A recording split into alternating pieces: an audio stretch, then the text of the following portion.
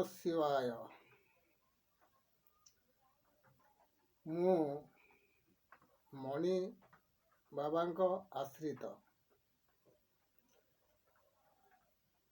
ए ईश्वर भाव मु किछि ए समाज को जनाउछि।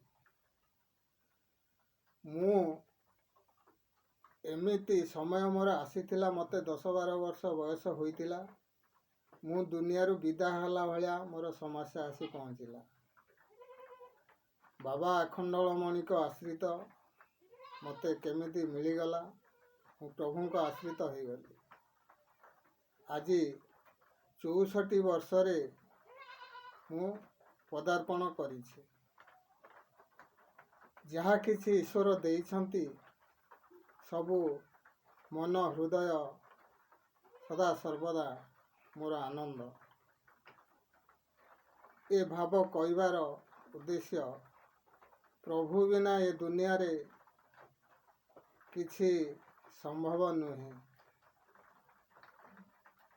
गोटे पद अच्छी मोर गोटे गीतर मु लिखी मोर मन पड़ जाउछि। 7 जन्मर विद्याहीन दासंकु कले पंडित अदृश्य कवि संत भई इतिहासे मंडित। अरे हिंदूर मंदिर साल बेगंकु थिला पथ निषेध प्रभु कृपारु सर्वे जस जीवंत।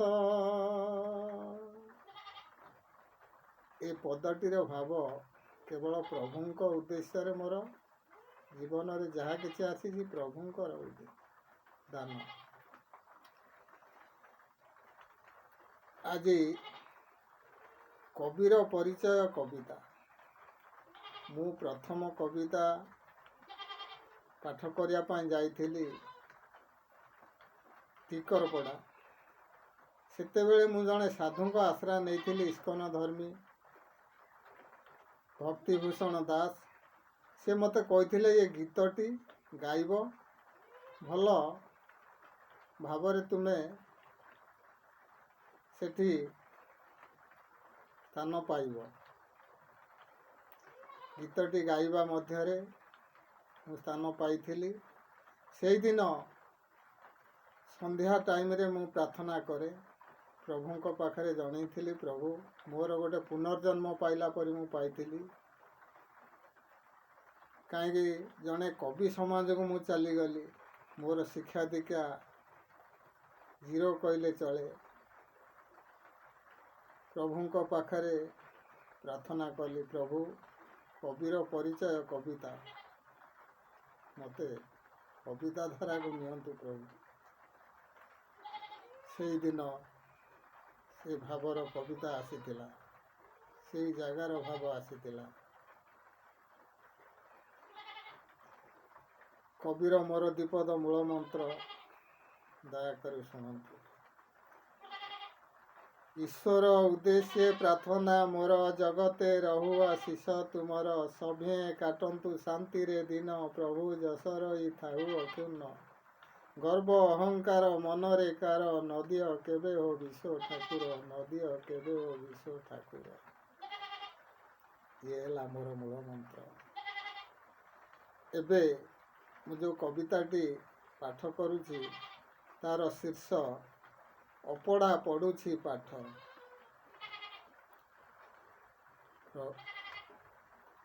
बालिका बालक आम संबल तांको पाई आम देश उजल। कविता कवि सम्मिलनी पाई गेट पासे पहुँचिली जे मुई मस्तकरे देले भौणी मोर ভবিষ্যতে বিজয়র সে গার। কবিতা মর হেব সুন্দর,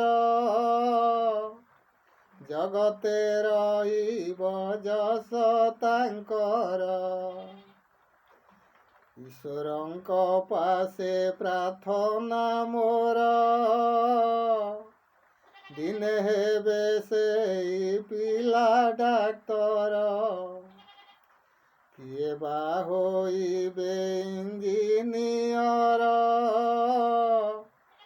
କିଏ ନିଶ୍ଚୟ ହେବେ ସୈନିକ ବୀର। ସଭିଏ ମାନବ ଏକ ରକ୍ତର, ମନରେ ନ କର ବାଛ ବିଚାର। ଜାତି ଅଜାତି ସଭିଙ୍କୁ ନେଇ, ମନ ପ୍ରାଣେ ଦିଗ୍ଦର୍ଶନ ଦେଖାଇ। ସରସ୍ୱତୀଙ୍କର ବିଦ୍ୟା ଭଣ୍ଡାର, ଗଣପତିଙ୍କର ଜ୍ଞାନର ଘର। ଅଜ୍ଞାନ ଅନ୍ଧାର କରିବେ ଦୂର, ତାଙ୍କ ଶ୍ରୀଚରଣେ ମାଗୁଣି ମୋର। କବିତାଟି ମୋର ହୋଇଲା ଶେଷ,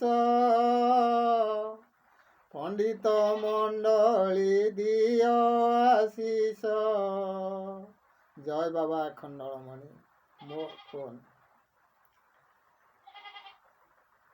8339015399।